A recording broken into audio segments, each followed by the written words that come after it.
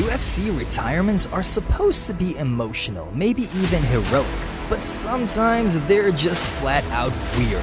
From guys retiring mid-fight to legends quitting to play video games. These are 7 of the weirdest retirements in UFC history. When Khabib Nurmagomedov walked into the octagon with Justin Gaethje at UFC 254, "This is my dream." fans expected celebration after his win through pure dominance. What they didn't expect was a retirement speech moments later that stunned the world. After choking out Justin Gaethje in the second round to go 29 wins and 0 losses, Khabib dropped to the floor in tears, removed his gloves, and said goodbye to MMA forever. His father and lifetime coach, Abdulmanap Nurmagomedov, had died from COVID-related complications just months earlier, and Khabib made a promise to his mother that he wouldn't fight again without his father in his corner. And just like that, he kept his promise. This wasn't your typical see you in 6 months UFC retirement. No comeback teasers and not even a second thought. Dana White tried everything to lure him back. Money, title fights, legacy talk, but Khabib wasn't folding. He walked away undefeated, untouched, and unmatched. The lightweight belt was left vacant and the division rendered speechless. Just like that, one of the most dominant champions in UFC history pieced out at the top, leaving fans with nothing but highlight reels and a whole lot of what ifs. But while Khabib's exit was emotional and noble, the next guy retired mid-fight with 0 warning, no speech, and a whole lot of confusion. Nick Diaz is MMA's ultimate anti-hero, a cult favorite who would fight anyone, anywhere, until the day he suddenly didn't.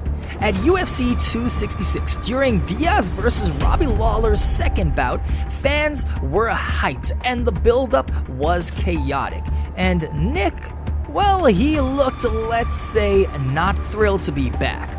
But this was the long-awaited rematch, 17 years in the making. What could go wrong? Well, apparently everything. Nick came in out of shape, throwing volume but eating shots. Lawler smelled blood, and by round 3, he caught Nick with a clean combo that sent him into the canvas. And that's when things got a little bit weird. Nick looked up and just didn't get up. No injury, no protest, no drama. He simply sat there and told the ref, "I'm done." No post-fight speech, not even a thanks for the memories, just plain vibes. Dana White later admitted that Nick probably shouldn't have been in the cage at all. It felt like a favor gone wrong, and then Nick vanished. No one really knows if he's retired, semi-retired, or just waiting for the planets to align again. Well, it wasn't just a retirement, it was kind of an afterthought, and that's about as Nick Diaz as it gets. But while Nick, let's say his exit felt like he ghosted the fight mid-scene, the next guy turned retirement into a full-blown farewell, complete with a western scene and a cowboy hat and all. Donald Cowboy Cerrone didn't just retire, he swaggered out of the octagon like a man riding into a cinematic sunset. At UFC 276, Cerrone stepped in to face Jim Miller after yet another last-minute card reshuffle. This wasn't prime Cowboy. He had lost 5 of his last 6, but fans still loved him. He was a gunslinger, and this was about to be his last shootout. Midway through round 2, Miller locked in a guillotine and Cowboy tapped. The crowd sighed, but then came the twist. Cowboy stood up, took off his gloves, placed them on the mat, and pulled out a cowboy hat. He didn't cry, he didn't stumble, he smiled and said, "I just don't love it anymore." I don't love it anymore, Joe. Then walked away. Just like that, 38 UFC fights later, the most active gunslinger in the octagon hung it all up, and he did it in style. And while the losses stacked up near to the end, Cerrone's record-breaking career, the highlight reel of KOs, and the unfiltered attitude made him a fan favorite to the very end. But while Cowboy bowed out with some grace, the next guy's UFC exit didn't even happen in the octagon. It happened behind it, thanks to a surprise attack from gravity. Jon Bones Jones didn't go out in a blaze of glory. He didn't go out fighting one last fight. He just disappeared. He just decided one day that he is going to retire. Bones wasn't just a champion. He was a riddle that was wrapped in muscle and a whole lot of controversy. He was the youngest champ in UFC history, the man who beat legends, the guy who could do anything inside the octagon. In 2023, he made the shocking decision to join the heavyweight division after a 3-year layoff, and he submitted Cyril Gane in under 3 minutes. The UFC crowned him the undisputed champion once again, and the fans started buzzing about the inevitable showdown with Tom Aspinall. In June of 2025, Dana White dropped the bomb. Jon Jones had officially retired. No press tour, no epic walk-off, just a phone call to the UFC and a quick tweet that read like a retirement poem. The best is yet to come. So why did he walk away? Some say it was money, while some speculations claim that Jones wanted $30 million for the Aspinall fight. Others point to a string of legal problems, including a February car crash that led to some fresh charges, or he was just scared of losing, scared of tarnishing his legendary status as a fighter in the UFC. Whatever the reason was, Jon Jones simply just logged out. He left behind a near-perfect record, 28 wins, 1 loss, which was a no contest, and he has never been defeated inside the cage, and a legacy that's part of a masterpiece. And also, it has a whole lot of chaos with it. Some call him the GOAT, while others say he never faced his final test.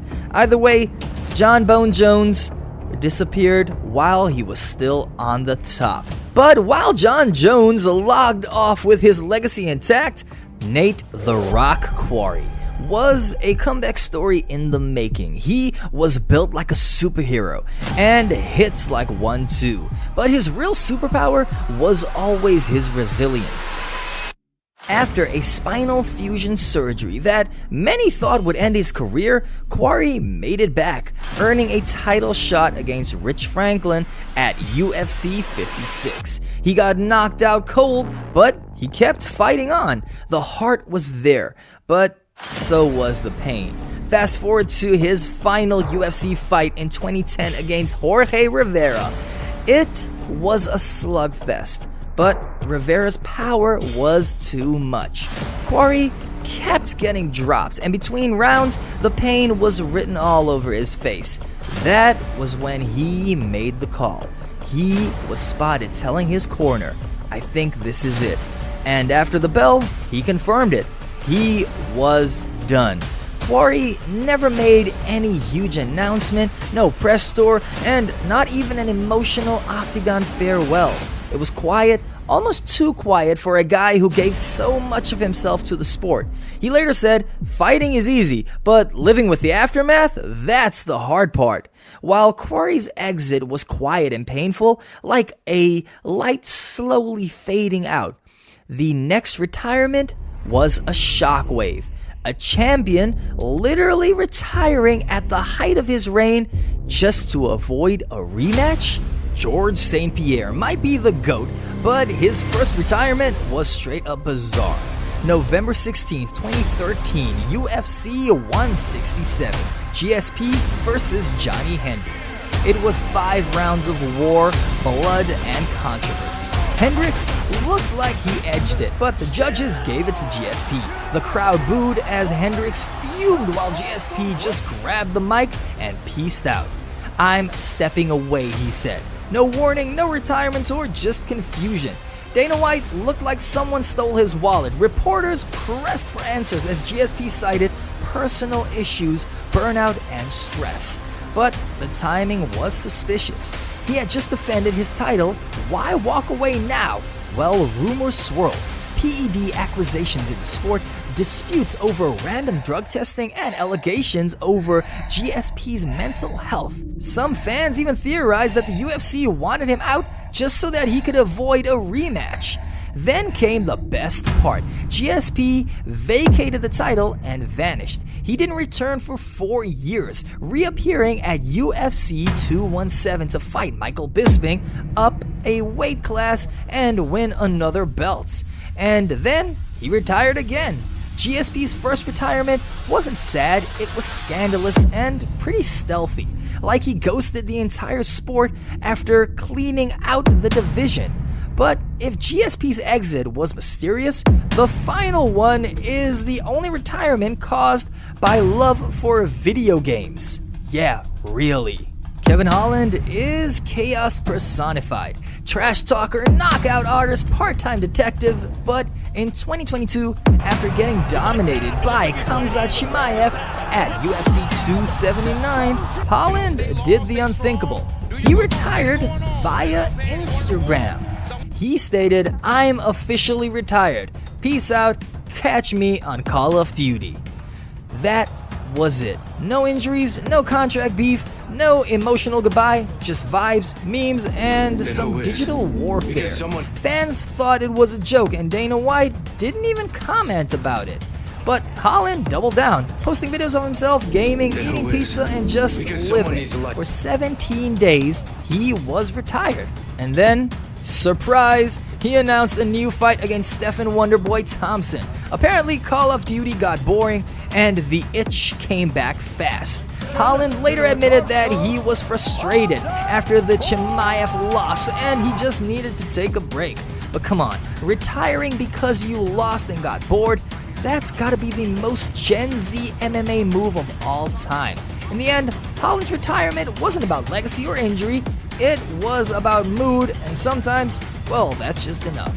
And those were some of the weirdest exits in UFC history. If you enjoyed this breakdown, then hit that like button, drop a comment, and subscribe for more content like this. And remember that you can catch us here next time on the MMA Zone.